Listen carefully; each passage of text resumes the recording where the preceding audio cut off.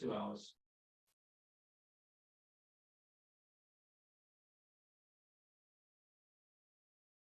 Hi everyone, welcome to the presentation, to the workshop. I'll just wait for a few more people to come in. Hi. It's okay to have your cameras on, by the way. You can have a chat or ask questions. We'll be starting in a couple of minutes.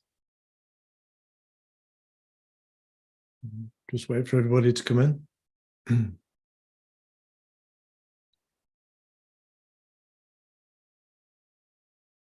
So if you're just joining, welcome to the Vision to Success workshop on digital marketing, mastering the art of forecasting and budgeting. Hi Liz, you okay? I'm good, thank you. Good, good. I think these days people tend to have the cameras switched off, which is it's a change, isn't it? We've got about 90 streaming in from Wow. LinkedIn as well. Brilliant. So yeah, just wait for a few more to pop in. This isn't quite as popular as the one we did on Chat GPT. 100 for that. Have you been using Chat GPT? Not very much. I've had a little play with it. I've not used it very much yet, though. Yeah, yeah. Yes, it's interesting. It's changing all the time. Now give it some instructions to tell it. This has just come out from Seth Godin, and you can tell it what to do and what not to do. It's getting more sophisticated as time goes on. Did a good presentation at a thing called the Business Network. We had about 35 people in the room. Yeah. That was interesting. People, were just starting to get their heads around it. Right. Okay. I think got everybody in today at the moment. So I'll share my screen. And Liz, if you can just confirm you can see a slide. Yep, I can. Yeah. Great. Brilliant. Thanks very much.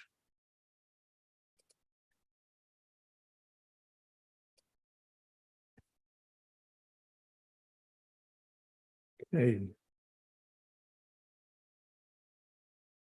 Let's press record. I always forget to do that. There we go. Just put it record to the cloud. So this presentation will be available afterwards as a recording and also as the PowerPoint deck as well.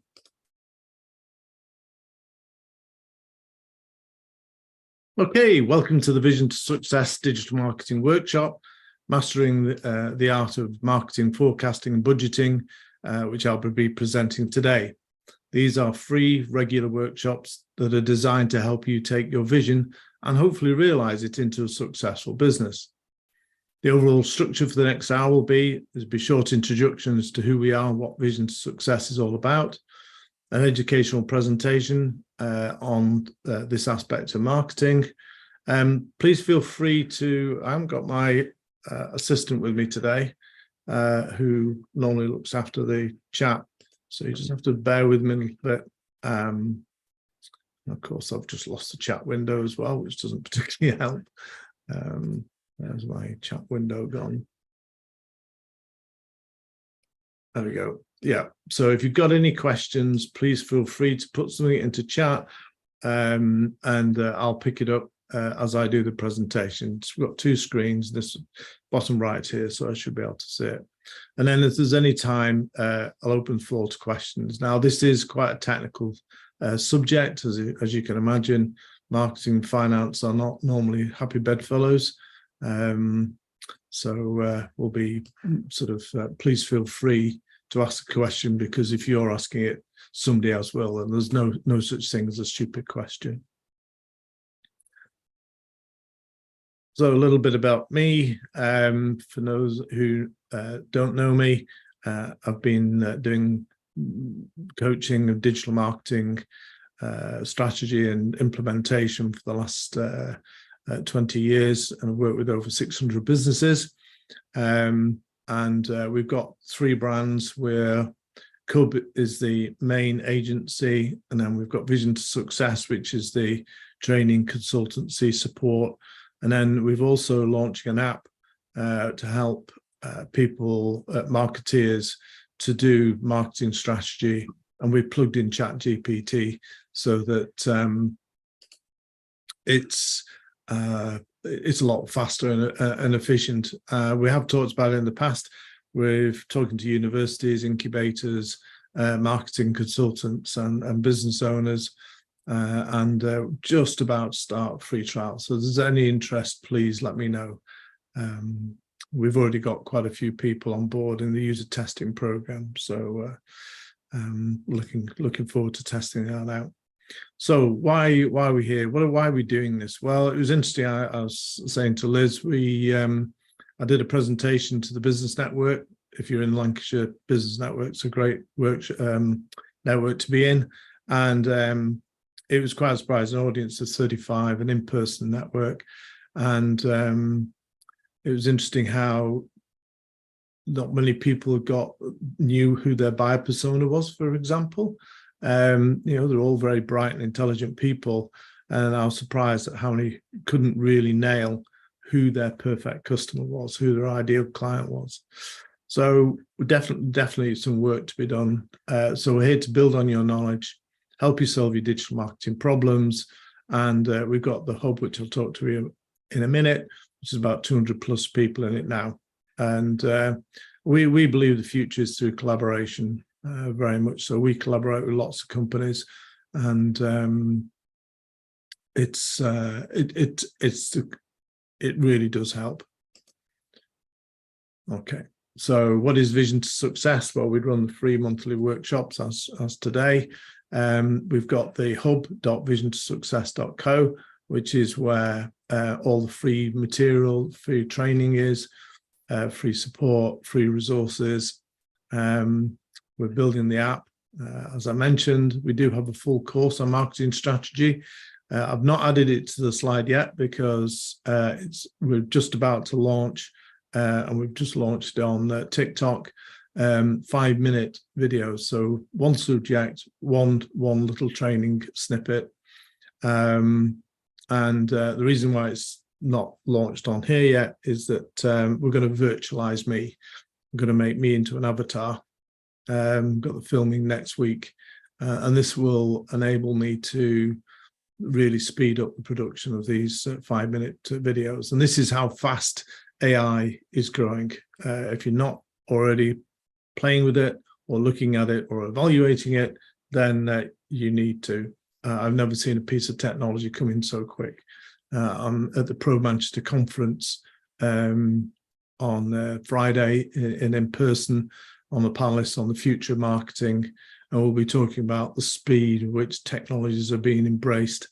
In the past, technologies, when they first come out, have not been very good. However, I have to say AI is as a tool both for video, which is what we're going to be using it for as well as ChatGPT and Bard, which is Google's. It's coming in really quick, and it's going to change certain industries like our own.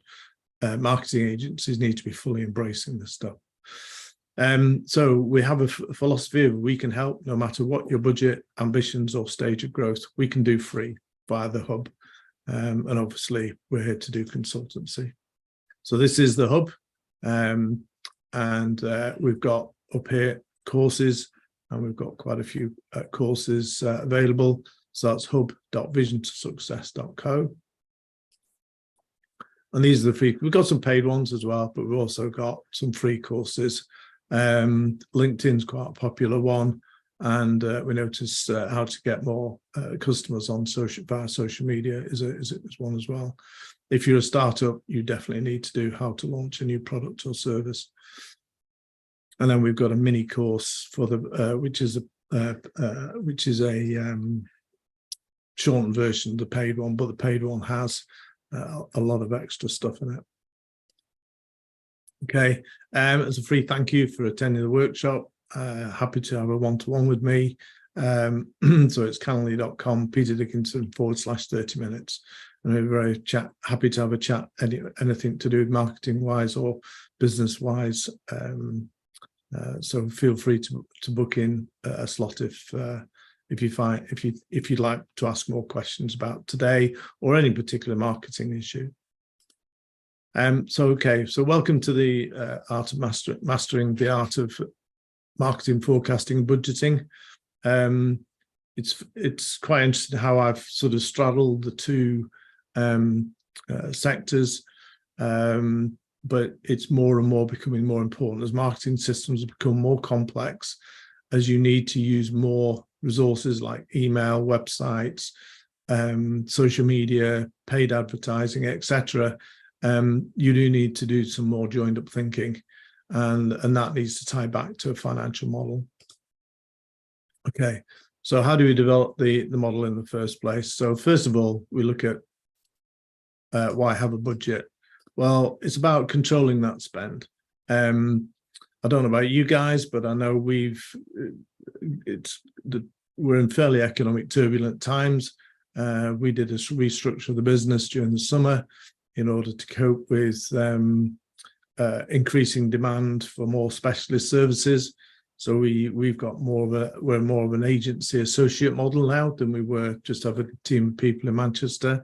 Still got some of the team, but we've also now got about 10 to 15 very highly specialized specialists that we tap into. And I think that's going to be the model going forwards for any business, especially something like marketing, where we offer outsourced marketing management. And it's important we deliver exactly what the client wants, not what we've got resources for. And working with the global associate audience has given us that. But we do have to control spending as anybody else does. We need to know what your limits are. The old saying is of turnover is vanity, or sales is vanity. Profit is reality, and cash, which is an important thing, is reality. So it's important that you know what you can spend.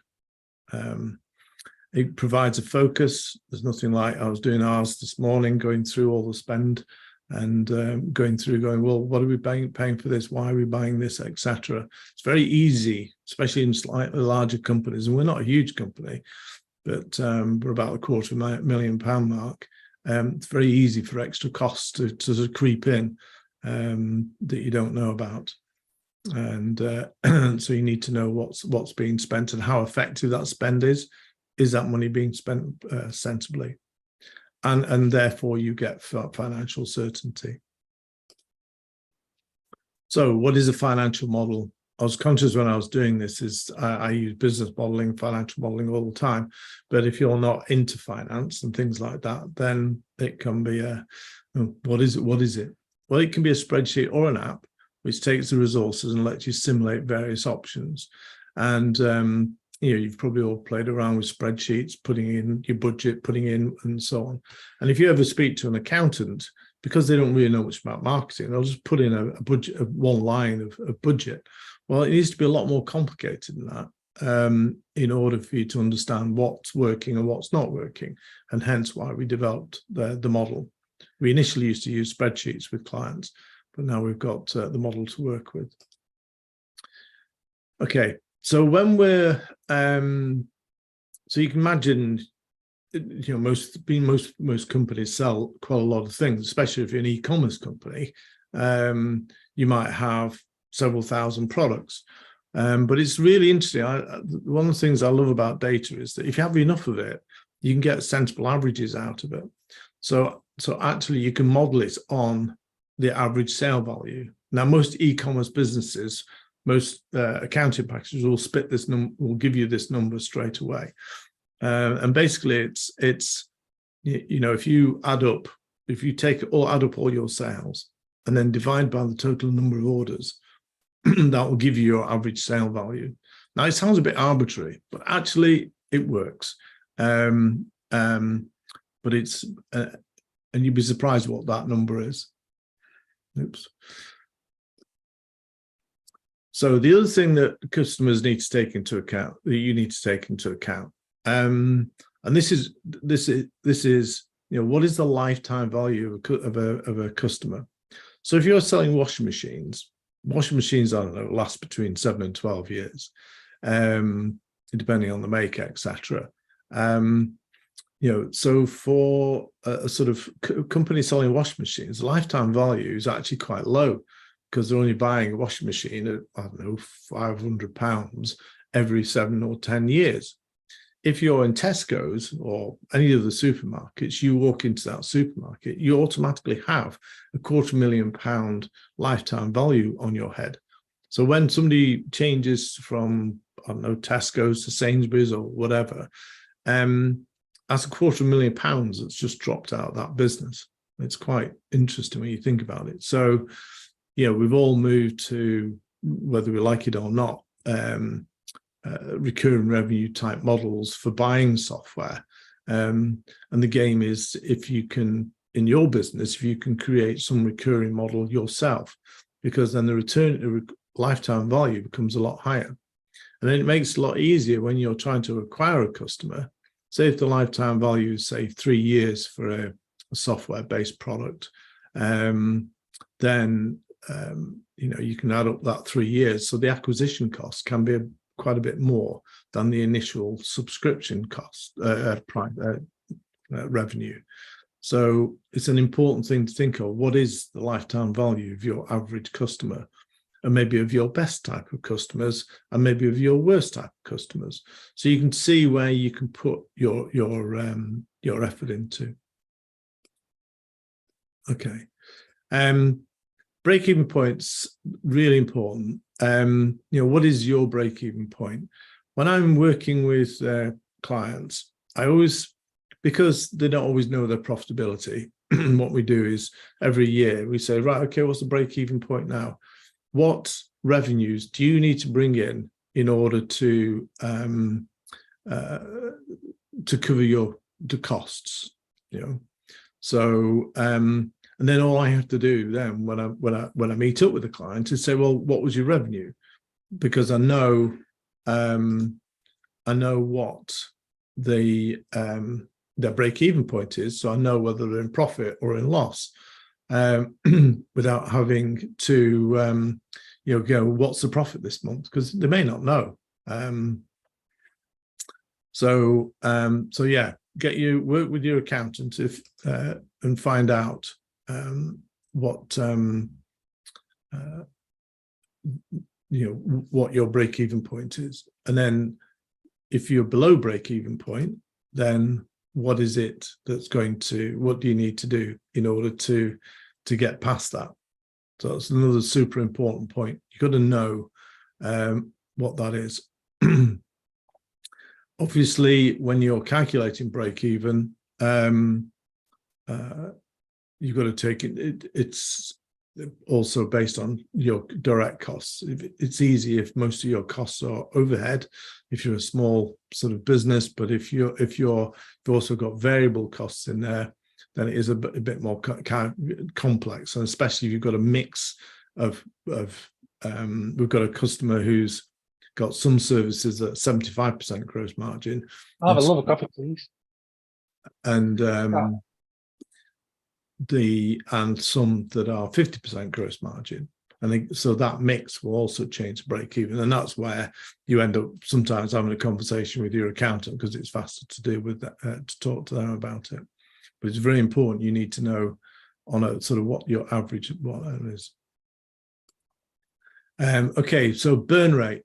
So this is when you're launching a new product or service, you need to sort of take into account the fact that it will burn money. So even if you're an existing company, the opportunity cost lost because you're working on something else means that it will be consuming money. You may not be able to see it, and it may be that it's your wages, but because you're developing a new product, you're not out there selling, you're not out there networking and gaining more customers if you're existing.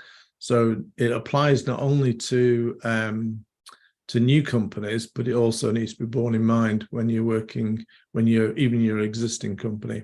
I mean, for example, us developing our app has soaked up quite a lot of my time. That's time I've not been networking, not time I've not been in front of customers and so on.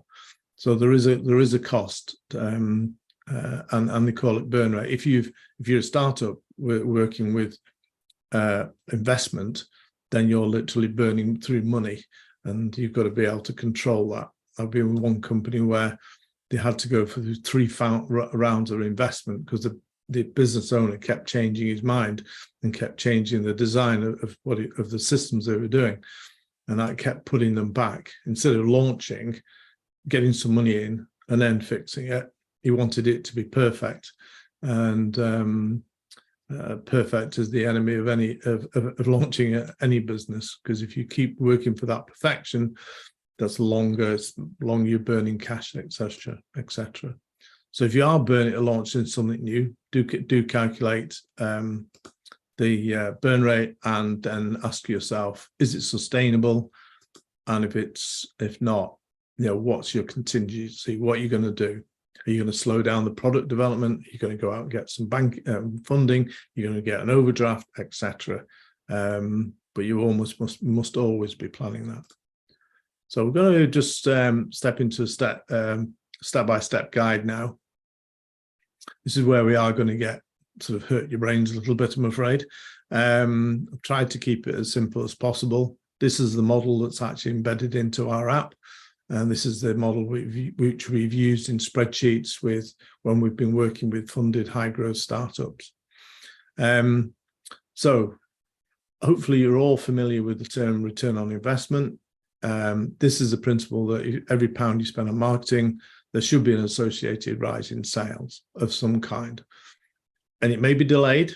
So in marketing, it's often delayed, although marketing is often used in digital marketing, especially when you spend some money on Google advertising, and you've got an e-commerce site, that translation is quite quick. Okay. If you're doing PR, for example, brand awareness and so on, it may take a lot longer. Networking is exactly the same. And we're going to look at these different elements to get you to see that, that the model has to take that time delay into account. So typically in e-commerce, in crude terms, if you spend £20, you're kind of expecting to get about £100 of sales. Because don't forget, £100 of that sales, 40% could well be the cost of those products. You've then got a delivery, which is around about 10%.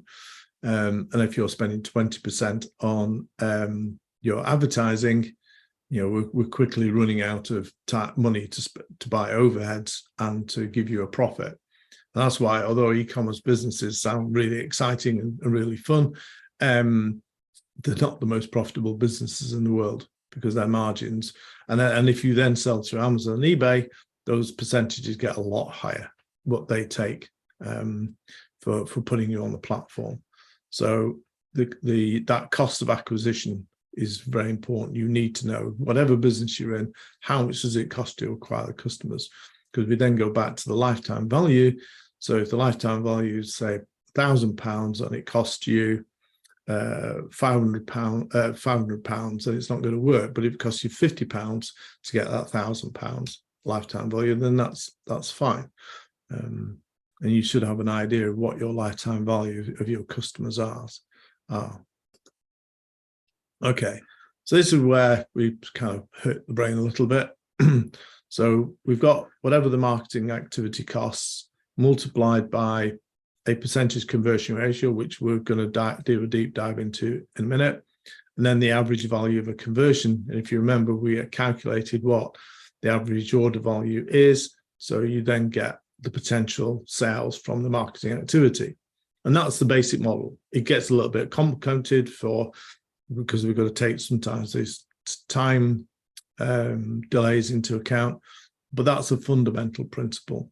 You spend some money, you have a conversion ratio, and we're going to be talking about what those might be, and that gives you, and multiplied by the average value, that's going to be what that potential sales can be.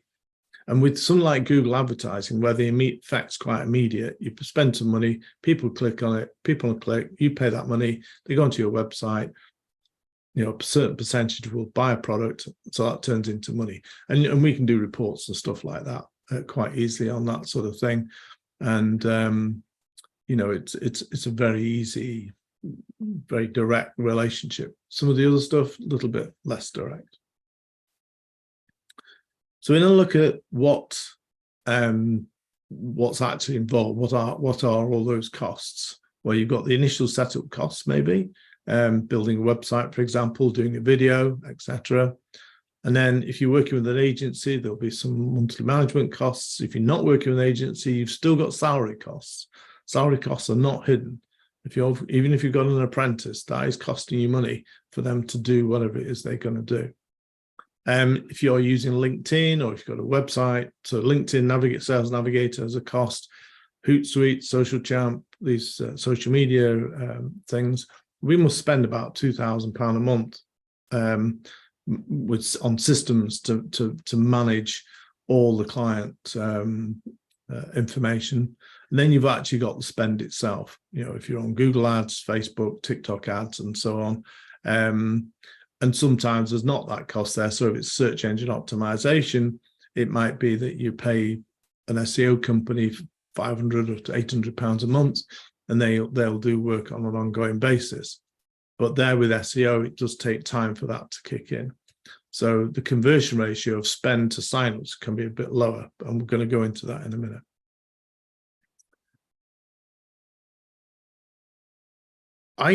One of the things that I've always looked at is why only a small percentage, whenever you do any marketing, there's only a small percentage that actually converts to sales. And I thought, I must have come across something new. And I was just doing some research. And then, boom, here it is, buyer's pyramid. If you Google buyer's pyramid, only 3% of your market, and this is borne out in what I've seen over the years. And it's even when we had things like, when we posted mail shots, 13 years ago now, we'd put stamps on things and send them out in the post. And I never understood why that number is so consistent. It's even consistent in all the digital marketing and so forth. So if you get 3% click-through on an email marketing campaign, you've done well. And it's because only 3% of your market are actually in open, ready to buy. They're ready to do something. And it's surprising when you talk through these stats with people, you go, oh, gosh, I didn't realize that. But if you want to know the science behind it, it's called the buyer's pyramid. Just Google it. Fascinating. Okay, here on to the conversion ratios. Right. Okay. So when I obviously as an agency, we look after quite a few email campaigns. We also, as a coach, digital coach, help other people do their marketing and with their outsourced marketing management.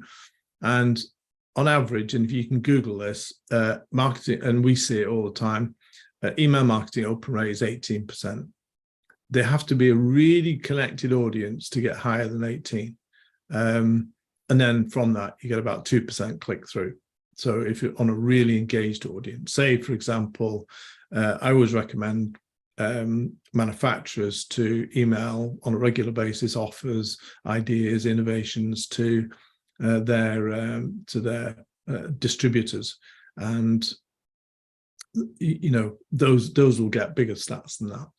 But if you're doing it to a relatively warm audience, if you're doing it to a cold audience, those numbers plummet to around about 5% and probably 0.1%. Numbers really do drop like a stone. And of course, it's how well targeted your mail shot. You should never, if you've got a fairly diverse customer base, then you should segment that database into the different sectors, because people only want to read what's really relevant to them.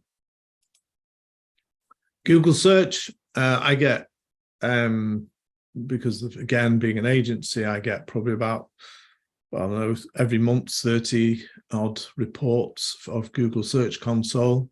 of number of impressions. That's the time something's been displayed on Google, against how many people have actually then clicked through on that link. And yep, 2%. It doesn't whether we've got some clients doing millions of impressions a month, and some that are doing a few. That stat doesn't change. It's back to the buyer's pyramid. When I get a chance, I'll do some more research on it because I find it absolutely fascinating. But yeah, I get to see lots of stats, and 2% is a very difficult barrier to get above on Google. So so those numbers, you've got to do a lot of stuff in order to get some traffic. So it's and that's why, if you're in a niche industry with very few competitors, then obviously those numbers can improve, and they can improve quite a big margin. But for the majority of people, it's 2%. Okay.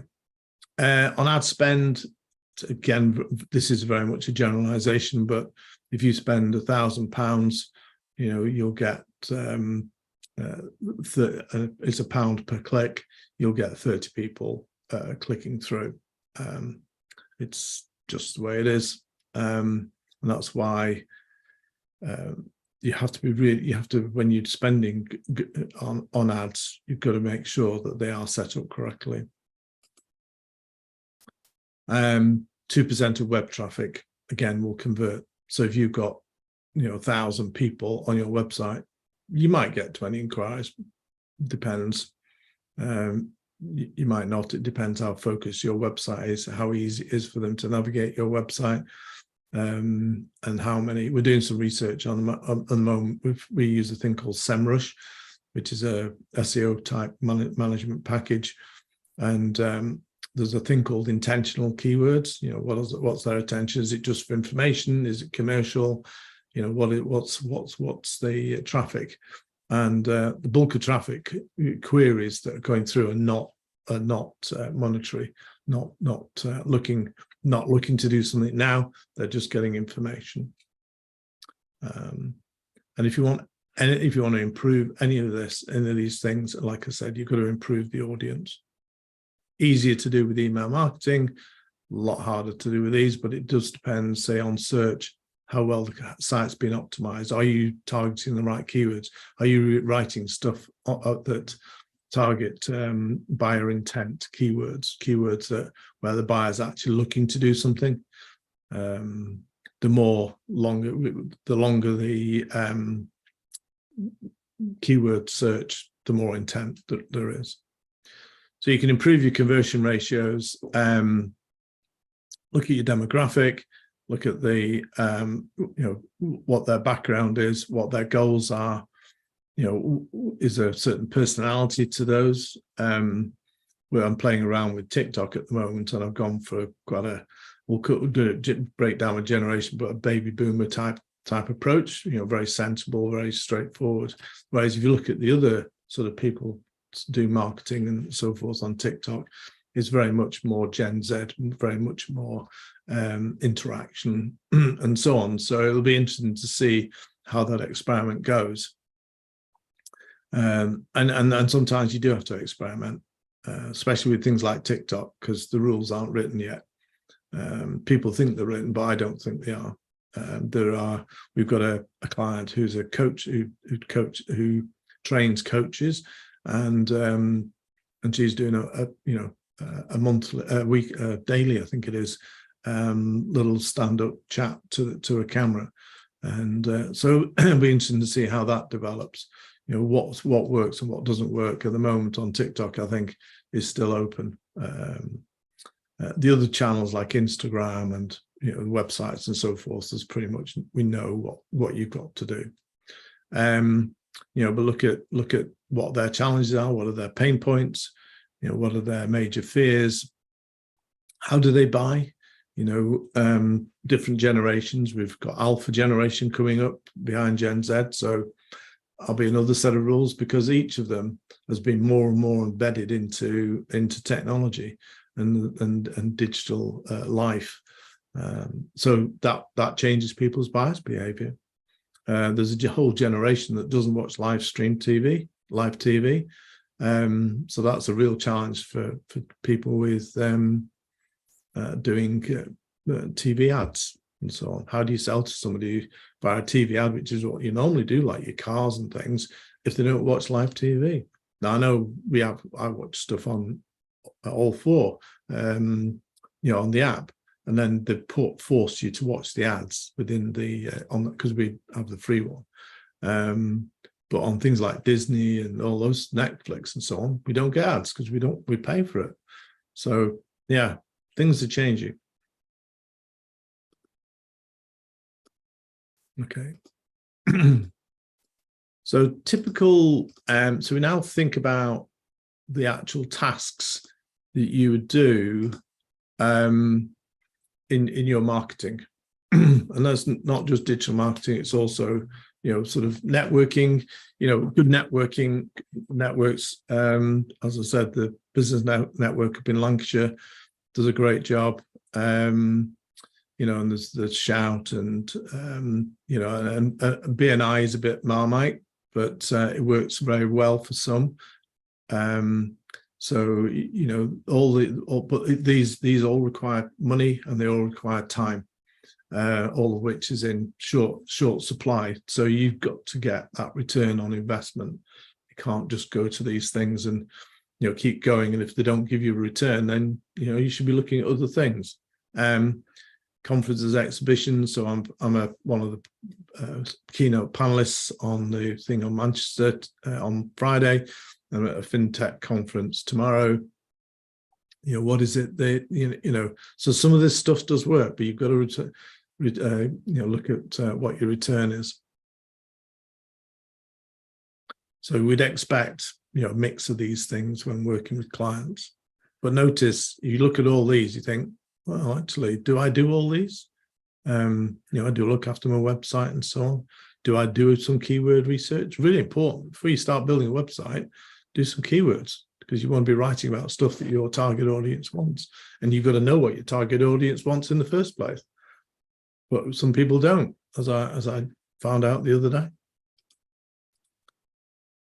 So what I've done, because it's a model, I've got to break things down and so on. So we've got assets like website, ebook, calculators. Alone, if you put a website up these days, it will not produce any sales, guaranteed.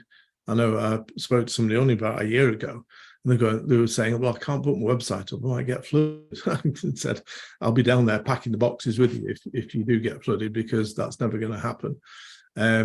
Just get the thing up and start talking to people. So assets in themselves don't generate anything. You can't say I've spent 5,000 on the website and I'll get X back. It isn't going to happen. It'll just sit there, do nothing.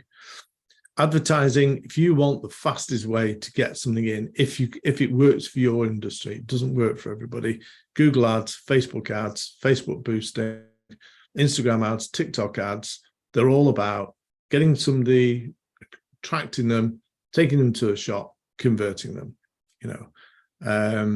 or converting them into an inquiry if you're inquiry form, or downloading an ebook or whatever it is at the start of your marketing funnel. Those are the easiest to measure because the time delay is quite short. You've got email marketing, which we call promotional, and there it's not the spend that's important, it's the volume and the quality of the database. So we have to twist the model, but adjust the model a bit to cope with that. And then you've got activity. This is where search engine optimization, PR, networking, conferences, it may be, we've had inquiries after several years of doing stuff on LinkedIn. People remember you. They may remember the buyer's pyramid. They may not be ready, but because your brand's out there, and that's why PR and social media is so important, they won't always be immediate. You should never do social media, by the way, to get immediate effect, unless it's through a Facebook ad or boosting a Facebook post. If you just put organic stuff out, it's not likely to turn into a sale. I do run, I'm a kayak instructor, and I do run our club's website. that's where it is different. We get a lot of people, a lot of community stuff going around the web. The club has something special has happened, and we do get an increase in inquiries. There is a bit of a delay, but we do. We run the World Championship Coral Cup racing, and a week or so ago, there was loads of stuff on our social media. We've had about 5 or 10 people sign up since then. So this stuff, sometimes it does work, but if you want it guaranteed, then you need to put money in the pot to do that. Okay, so we're looking at type of costs. So we've got the setup cost. That's just setting up, like building a website, etc. You've got the activity cost. Now, this can either be an agency or it could be an employee, but there is a cost, an activity cost, where you will not get any return. You can't say, my apprentice costs £2,000 a month, I'm going to get £10,000 worth of sales. Doesn't work.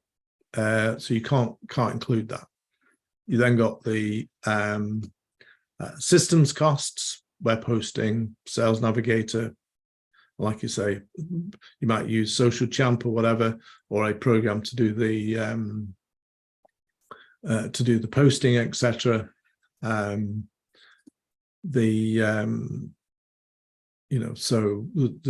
those sorts of systems costs to take into account, and then you've got whether that activity is like Google Ads or whether it's like MailChimp, where you're just posting stuff out. The activity gives an expected return. Now, one of the things that people don't always think about is dependencies, how one thing's linked to another. So rather than so you can put it into a spreadsheet and say, right, okay, for say content management, you need to have done the keyword management first. You can't just go write articles; it's a waste of time. You can't build a website until you've done the content management. What do you want to say to these people? What's important? Can't do SEO unless you've got a website. Can't do a web chat unless you've got a website, and so on. So there are certain building blocks. And it's a bit like building a house. You can't put the roof on if you haven't got the walls. So, and that translates into, we use a thing called Creately to do flowcharts. Fantastic piece of software. Love it. Very cheap. But it allows you to put flowcharts together. And typically, if you actually thought about a joined up marketing, if you really want to say, right, we want to grow our company, that's the kind of thing you're going to need to be thinking about. I've just spent last week building automated reporting because we need more. The clients and ourselves need more and more in-depth reporting. So Google have launched launched a while back, a thing called Looker, Data Studios. It was called. It's now Looker Data Studios, and we've actually found a specialist who's really good at putting quite detailed reports together, because it's not the easiest piece of software, I have to say. You can use some generic ones, but if you really want depth out of it and real understanding of things being reported to you, so you can do the analytics, then it's worth just spending a few quid with them. And we've also used SEMrush, so we've done quite a lot of reporting on. So we've got a lot more transparency to what we do, and so we can actually then have these discussions with clients. Right, this month we're going to focus on this. This month we're going to focus on that. And that applies to your internal teams as well. Salary costs for digital people or marketing people in general are expensive. You've got to make sure that everybody's focused on the right jobs. But you can see how each of these things build from each other. You'll be able to get a better look in the slide deck, which will be posted up in a couple of days. Okay. So this is where we expand on the model a little bit. So we've got our activity spend, and I'm going to just gloss over this one. I'm going to show you the spreadsheet, and I'm going to show you some more detailed ones. But it's building up. So we've now got this spreadsheet. If anybody's interested, I'm happy to send you the spreadsheet. So we've got all our marketing resources down the left-hand side, what type it is. What type is then governs what the calculation is. So if it's an asset, as you can see, there's no conversion. But if you've got the ad spend, which is the screen, it's then turning into conversions a month. here we've just used an average sale of £100. So we've had 40 conversions, 40 conversions, average value £100. So we've made £4,000. I mean, these are obviously just dummy numbers. And then for email marketing, that's all about promotional. So then it's how many people are attending and what that conversion is. And then we've got so for here, where we count for SEO, public relations, social media, etc., they will over time develop stuff, develop inquiries. So you can't say it's not going to be any. So we've got lower percentages in here. And that then gives us some numbers. And these numbers obviously are lower than these numbers because these are more direct push approaches. These are more inbound approaches. And what you can do is with the detailed reporting, you can go, right, okay, we've spent this on this, and this is what we're getting back from it. And it will tell you, the reporting will tell you how many inquiries you've had from organic search, how many from paid search, how many from email. And, with the changes, because Google made some changes from what's called Universal Analytics to what's called GA4 Analytics in around about July. If your web designer or marketing person has not told you about these things and has not adjusted things, then you may not be getting the right data through. So it's worth having a conversation with them, because then you can feed that back into here, saying, well, actually, we had 3 inquiries that resulted in that sales. Oh, by the way, one of the things you do need to ask when people buy from you, if they buy them from the phone, is try and find out where they heard from you. What was it they were doing when they decide to pick up the phone? Fortunately, these days, less people are using the phone. It's more digital, so we can actually track it just with gear. But there are sophisticated phone systems as well for picking this kind of thing up, depending on the size of the business. If you're a big business, then you can do a lot with phone technology these days. Okay, so we're going to look at the formula for assets.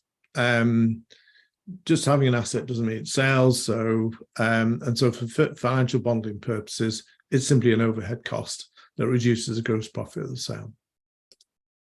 If we look at the formula for advertising, so this is a critical one, to be honest, because advertising is the one thing that's going to, if it works for your business, it doesn't work for everybody's business. You can't go, oh, let's go and do Google Ads because it gives you the quickest return. It might not work for your business. There's quite a few that don't. Clearly give it a try, but do it on a small scale basis. But in saying that, there is like a floor. If you don't spend enough, even initially, it's not enough to give you the correct data. I mean, you're looking at probably about £500 a month now, or even higher, between £500 and £1,000. So we've got marketing, the spend, what you're spending on Google, what the ratio is. So if you get 1,000 people seeing it, how many will then click through, which will be round about say we'll call it 1%. How much they pay on that click is £1, and then that gives you the cost. Oops, I'll click through. Sorry, click through too many. So we've got start again. So you got £1,000 cost per click. So call it £1. It won't be that far off for quite a lot of companies. So that's 1,000 clicks. What's percentage? Let's call it 1%. It could be a little bit more. So 1% then click through. So 10 click through. What's the average value conversion? It's say £10 or whatever, and that gives you the potential sales from the marketing activity. Promotion, which is where you're doing a mail shot. So it's all based on the number of emails sent. On your conversion ratio, you remember 20% opened, 2% actually did something, multiplied by your value of conversion. And every time you put a step in, by the way, there's this very, very heavy cost of paying conversion ratio. Unless you've really got a good video, and you've done what's called conversion ratio optimization, which is a whole art in itself. this is the for spend, so a little bit less complicated. You're not paying per click, you're just paying activity, conversion ratio, and value conversion. But your conversion ratio is about 0.1 or even 0.05%, depending on so for SEO, for example, if you've got a domain that's been, a website that's been in SEO for say 2 years or whatever, that could be quite a high figure. But if you're just starting on the SEO, it'll be an extremely low figure. So you then end up with a spreadsheet with all your input costs. And this is where the app comes in, because when I started then talking to people about this, everybody's eyes glazed over, which I'm sure yours probably are as well, which results in the output sales. Our Vision app does all that. So you might end up with something like this. This is a startup. So they spend. This is cumulative cash flow. And then hopefully at some point it goes, yeah, we're getting more sales than we are costs, and we could recover through the outside. And this is the rate of burn, this bit here, and this is the length of burn. Okay, and this works for new products or services that you're building in on an existing business. It will be costing you money, even if it's an opportunity cost. Just say it's safe to remind you, everybody, that no plan subverts first contact with reality. So the whole point of a business model is that you iterate it to what it needs to be, and that could take 12 months. Looking at the stats every month, looking at what sales are, making sure you're collecting all the stats, because that's one of the biggest issues, actually collecting that raw data, and then feeding it back and saying, well, actually, we had this amount of organic traffic, and we got this sales from the organic traffic, and we got this sales from the paid for traffic, and so on. If you do an exhibition or a conference or a network, how many business cards did you get? How many people did you follow up with? How many one-to-one do you get out of it? And then you can work backwards. And you've got to collect this data if you're actually going to do this stuff and make sense of this stuff.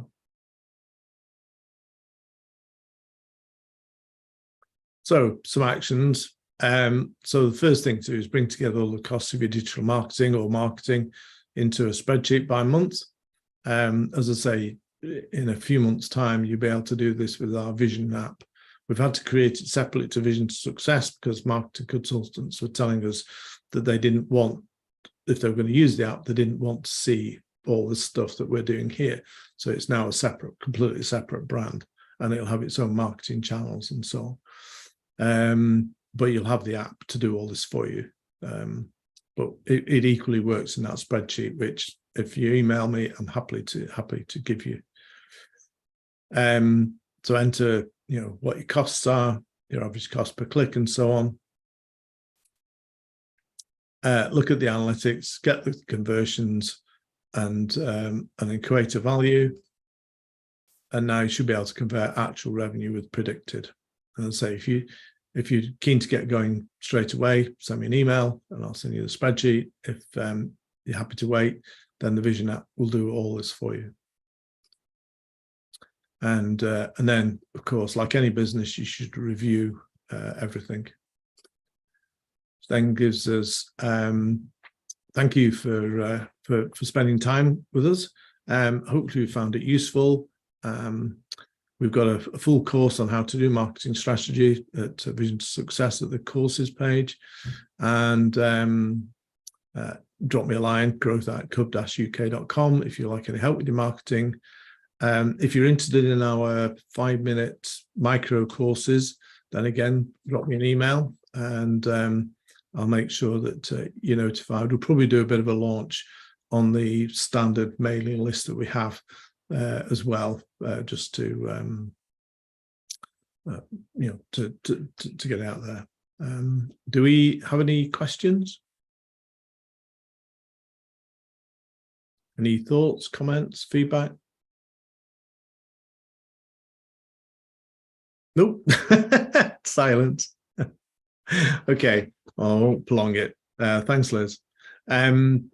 Yeah, well, thank you very much for coming. I hope you found it useful. The presentation, unfortunately, Rachel, who normally helps me with this, is not very well today. Yeah, the buyer's pyramid, absolutely, Liz. So hopefully be up in the next couple of days. Certainly be, I'm sure by early next week, we'll have the presentation up and the recording up. And so thank you very much. I will see you in October, where we will be doing effectively implementing your marketing plan, and on Wednesday, October the 18th. So thank you very much. See you later. Thanks, Peter. Thanks, Liz. Thank you.